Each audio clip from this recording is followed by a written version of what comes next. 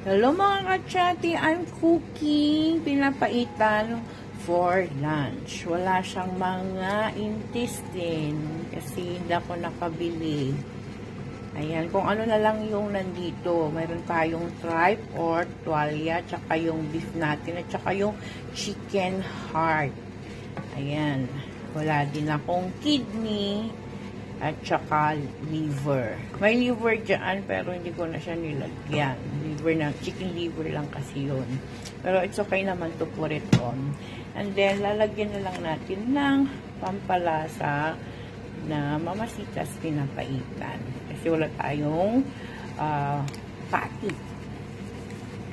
Yung ginagawa sa Ilocano, yung puspus. Awan di puspus tayo kaagsat. So nga dati lang yun nanti. Ilagay tayo. Ayan. So, kunti lang para hindi siya masyadong matapang.